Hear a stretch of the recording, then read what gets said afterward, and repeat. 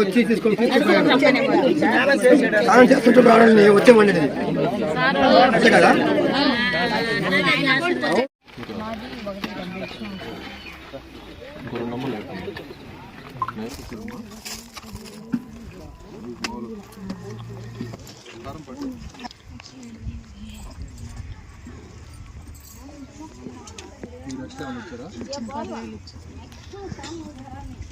అదే ఇప్పుడు పోస్తాంలే దానికి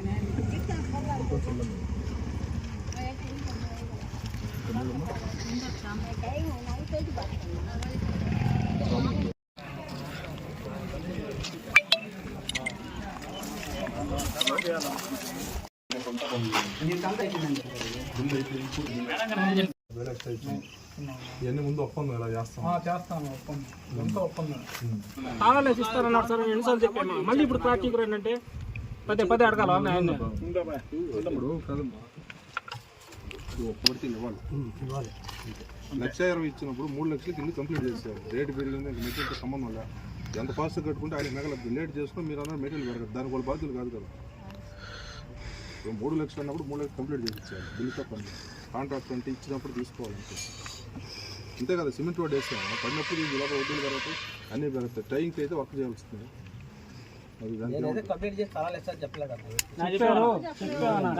ఎంతమంది చెప్తాము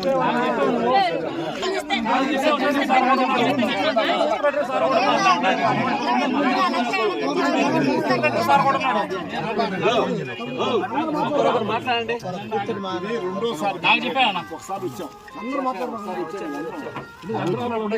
అదే మాట చెప్పాడు. అగ్రవాళ్ళ మీటింగ్ పెట్టినప్పుడు కూడా గారు అందరికంటే లాస్ట్ లో అప్పచెప్పింది ఇల్లు నేనే. అడగను మేడం, లాస్ట్ లో అప్పచెప్పింది నేనే. అన్ని కనుక్కొని చెప్తే చెప్పలేదంటే అటు చెప్తా ఒప్పుకుంటావు. చేయండి మేడం. నా పేరు వెంకటేష్. మా నామాపురం పంచాయతీ విలియన్స్పేట గ్రామం. ఇక్కడ జగనన్న కాలనీలో పోయినసారి సచివాలయం సిబ్బంది వచ్చారు. మీకు ఇల్లులు వస్తున్నాయని చెప్పి మేము అందరం వచ్చాము. మాకు ఇల్లులు వచ్చాయి. సచివాలయం సిబ్బంది ఒక కాంట్రాక్టర్ని ఒప్పందించారు. మీకు ఇల్లులు కట్టి మీ తాళాలు పూర్తి చేసి ఇస్తామని.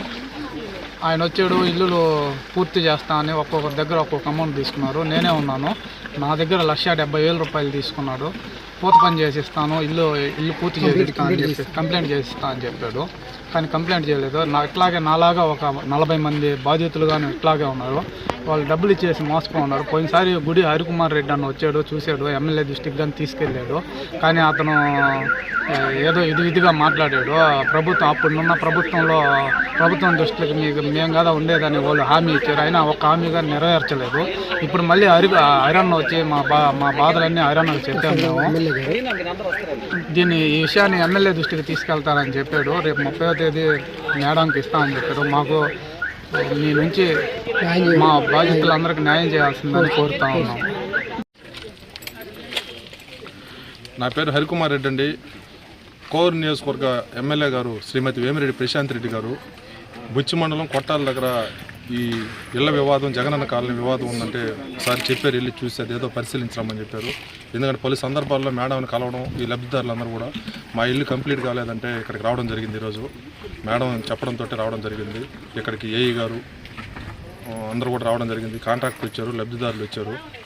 ముఖ్యంగా సమస్య ఏంటంటే 2021లో జగనన్న కాలనీలు ఇక్కడ 63 శాంక్షన్ అయితే వాటిలో కాంట్రాక్టర్ శాషయ్య గారు 49 తీసుకున్నారు నేను కట్టిస్తానని. వాటిల్లో 23 పూర్తిగా బిల్లు అయితే అయిపోయి ఉంది, కంప్లీట్ అయిపోయింది బిల్లు.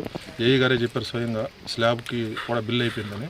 కానీ ఇక్కడ లబ్ధిదారులు చెప్పేది ఏంటంటే 1,80,000 రూపాయలు ప్రభుత్వ ఇచ్చే సొమ్ముతోటే మేము కొంత అదనంగా కొద్దిగా హంగులు ఏర్పాటు చేసి ఇస్తారు, సిమెంట్ బ్రిక్ కాకుండా ఇటుకతో కట్టిస్తారని చెప్పి కొద్దిమంది 1,60,000 అయితే కొద్దిమంది 1,70,000, లేనోళ్ళు ఇంకొక 20,000 ఇచ్చి మాకు సిమెంట్ బ్రిక్తోనే కొంచెం కట్టించని చెప్పి చెప్పడం జరిగింది. కానీ ఇక్కడ వచ్చి చూస్తే కేవలం 10 ఇళ్ళు మాత్రమే కంప్లీట్ అయి ఉన్నాయి. 23 ఇళ్ళకు మాత్రం పూర్తిగా కంప్లీట్ బిల్ అయిపోయి ఉంది. లబ్ధిదారులు చెప్పేది ఒకటే,